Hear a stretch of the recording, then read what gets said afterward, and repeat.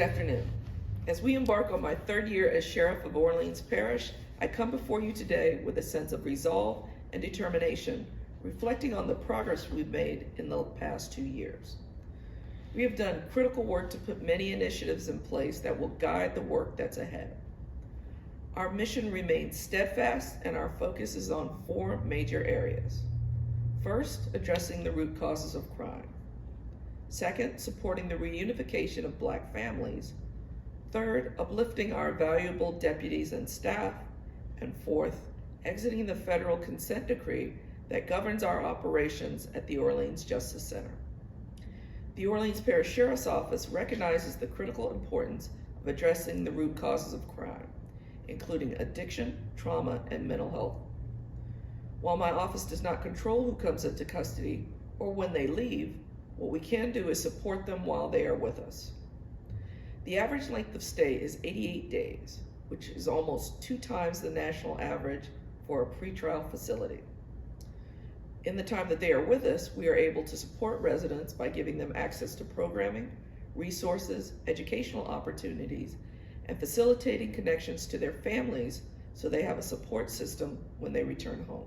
The Orleans Justice Center serves as the largest mental health provider in the city, with at least half of the 1,100 residents in our population receiving some type of mental health care. We have worked with the City of New Orleans to select a new medical provider for the jail, one that prioritizes mental health like we do. Our deputies have received specialized training through the National Institute of Corrections to better recognize and respond to signs of addiction, trauma, and mental health amongst incarcerated individuals. And we are equipping our staff with the knowledge and skills to address these complex issues effectively and with sensitivity. We are creating an environment within our facilities that promotes healing and rehabilitation. We support the humanity of all residents in our custody, but the glaring fact is that 88% of the people in custody are Black. That is why I'm a strong advocate for the reunification and empowerment of Black families in our community. There are families cycling through this jail every day and every year. Families that are being torn apart because fathers, mothers, sons, and daughters are being incarcerated. I see it all the time inside this jail. The data shows that a child with an incarcerated parent is 7 times more likely to be incarcerated themselves. We're not even giving children a chance. So we are collaborating with community organizations and social services to provide the necessary support and resources to strengthen family bonds and uplift them with parenting classes, mediation, and conflict resolution training. By providing opportunities for growth and advancement, we're fostering a community where every family in New Orleans can thrive.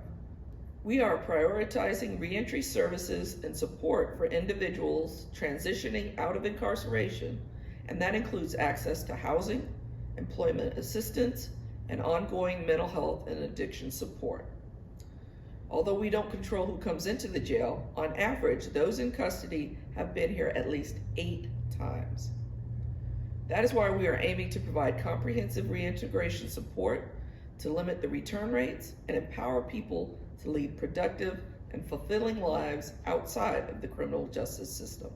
We are excited about our partnership with Congressman Troy Carter's office to infuse more than $2 million into reentry work so we can partner with organizations and invest in supporting families. We are working closely with community organizations like VOTE, First 72 Plus, Daughters Beyond Incarceration, Girl Scouts Beyond Bars, and more to develop comprehensive support networks inside and outside of the jail. This is how we make sure they have access to the resources and services they need to address underlying issues contributing to criminal behavior. For example, we hosted a women's prayer brunch earlier this year with faith leaders and pastors, and during Women's History Month, we honored the retired Chief Justice Bernette Johnson, Urban Link's Judy Reese Morse, WDSU anchor Gina Swanson, community leader Gretchen Bradford, youth advocate Rain LaCour, and NOPD officer Nalisha Smith. These connections are helping to bring community into the agency and highlights our spirit of cooperation and our desire to engage with multiple stakeholders together. Now, let's address a crucial obstacle. That is the federal consent decree, which strictly governs operations inside the Orleans Justice Center. This decree stems from past injustices where conditions and treatment within our facilities were deemed unconstitutional. Adhering to these standards isn't just a legal obligation. It's a moral imperative reflecting our commitment to the safety and well-being of all residents and our staff. This agency has been under a consent decree for more than 10 years, and we're actively working to exit this decree, but it's no easy feat. It requires tough decisions and unwavering dedication. To achieve this, we've established a Compliance and Accountability Bureau, ensuring stringent adherence to the decree's guidelines. Through corrective action plans, we've achieved partial compliance in 10 previously non-compliant areas and are diligently working towards substantial compliance in all 174 areas.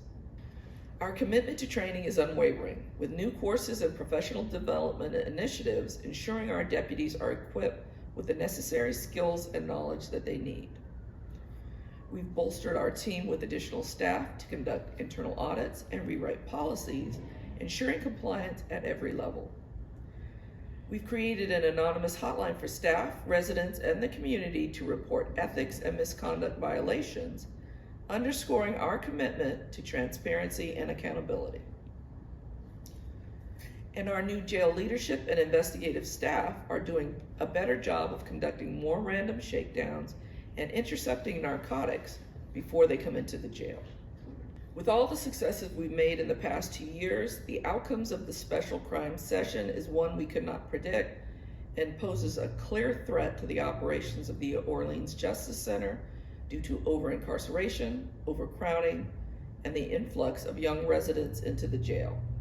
With the expected increase, our staff capacity is pressed beyond measure, and we are calling on the city and state agencies to support by providing additional resources. And we are investing in our staff. Our deputies are the backbone of our department, and they demonstrate bravery and resilience every day. We've secured raises for our deputies the past 2 years in a row, and we're working with local and state lawmakers to do more for them, recognizing their dedication and sacrifice. We have started the staff wellness program that prioritizes their mental and physical well-being, acknowledging the challenges they face in their roles. We are working with providers for deputies to have one-on-one sessions to work on their own wellness strategies, stress management, and conflict resolution. Because we understand the challenges our women deputies face in the jail, we have even made specific training available to them so they know how to properly and safely control and restrain residents and keep themselves safe. These are all the things our staff have asked us for, and we have been able to provide. As your sheriff, I am firmly in control of our operations and have put the right people in place to execute on our mission and vision. We are committed to ensuring the highest standards of conduct, and with that, there are behaviors we will not tolerate. And we have high expectations that we hold for our deputies. Protecting those in custody and our deputies is paramount, and it's a responsibility we take very seriously. Finally, I want to reaffirm our dedication to serving the people of Orleans Parish with integrity. Together, we will overcome the challenges before us and emerge stronger than ever. Thank you for your continued support, and may we move forward with courage and determination.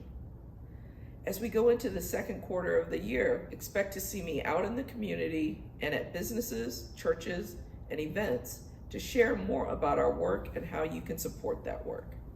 I want to give a special thanks to those in the community that I've had the opportunity to speak with when I've been out at special events.